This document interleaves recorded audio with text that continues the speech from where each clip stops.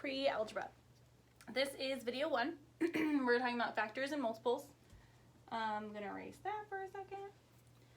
Okay, we use factors and multiples a lot when we deal with fractions. When we are simplifying fractions, we want to know the greatest common factor. And when we're looking for common denominators, like when we're adding and subtracting fractions, we use the least common multiple.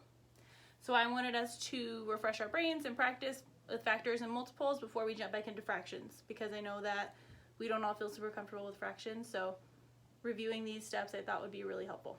Okay, so first of all, let's talk about factors. Factors are the two numbers that multiply together to create another number, or the product.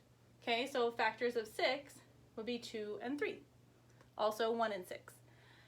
If I was going to find the factors of 12, the numbers that multiply together to make 12, I would put 1 and 12, right? 2 and 6, also 3 and 4, because 1 times 12 is 12, 2 times 6 is 12, and 3 times 4 is also 12. So these are all factors of 12. Okay? And you can also remember that when you're using your multiplication chart, these numbers on the side and on the top that are all in bold, those are the factors. Okay? You guys should all have a multiplication chart. If you don't, you can just go to Google, type in multiplication chart, look at the images. There are hundreds of free ones on there. I can also email your parents a PDF if you want the same one that you used in class. I can email that. But they're really helpful because you can find not only your factors, the two numbers that multiply together, but the numbers that they create, the multiples. Okay? So all the numbers in the middle are the multiples. The bold numbers on the side and the top are the factors. So let's talk about multiples. Multiples of, well, 6 would be the multiple in this case, because 2 multiplied by 3 and became 6. So what if I did 1 times 3 and got 3? And then I did, can you see that? And then I did 3 times 3 and got 9. Then I have 3, 6, 9. These are all multiples of 3, right? So you can also think of multiples as numbers when you count, not counting, when you count by numbers. Okay? So for example, on your multiplication chart, if you go to 3, the multiples of 3 are listed right there for you. 3, 6, 9, 12, 15, 18, 21, 24, 27, 30, all the way up to 3 times 12. Does 3 have more multiples than are listed on your multiplication chart? Yes, all these numbers do. These just tell you the multiples as they are up to 12. Okay? So each of these numbers times 12, including 12. That should be sufficient though for you to complete the problems that I have for your assignment today. So you just need your multiplication chart. And then there might be 1 or 2 twists for you to make you have to think a little bit. But you should be able to do that with your multiplication chart, okay? As far as the greatest common factor, let's say my numbers were 12 and 24. Okay, so I'm going to list the factors of 24 now.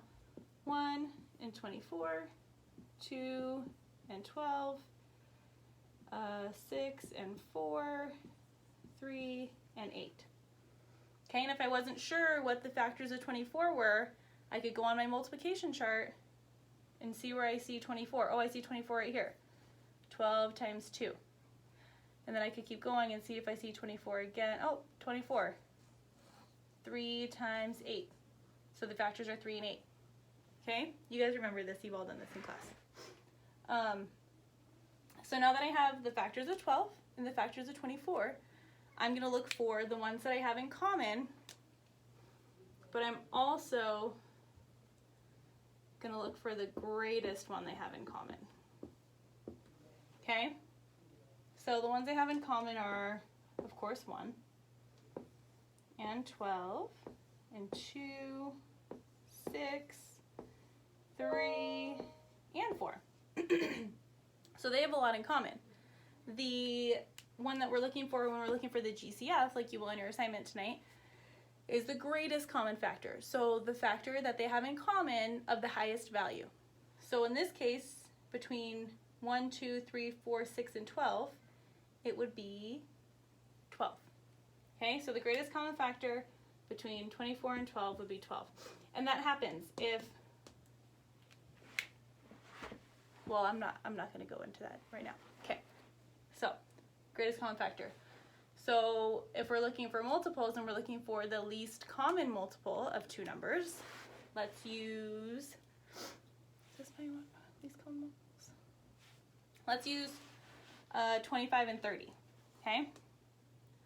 So I'm looking for the LCM of 25. Can you guys see that? And 30. So multiples of 25, well, 25 times 1 is 25. 25 times 2 would be 50. Times 3 would be 75. Times 4 would be 100. Times 5 would be 125. Times 6 would be 150. Okay, we could stop there because I ran out of room. Can you guys see that? Okay. 30, well, 30 times 2 would be 60. Times 3 would be 90. Times 4 would be 120. Times 5 would be 150. Oh! Okay, I found a multiple that they have in common. Since it's the first one they have in common, it's the closest to 0. It's definitely the least one. So the least common multiple of 25 and 30 is 150. Okay, so that's all you're doing for your homework, for your assignment from this video. You're just finding the greatest common factor and the least common multiple for a series of numbers. Okay, there's only 6 problems. I'm going to flip the board over so you can see your assignment. I wish I was more techie and could like edit this out and you wouldn't have to watch me flip the board, but this is just what it is. Okay, so make sure you guys can all see it.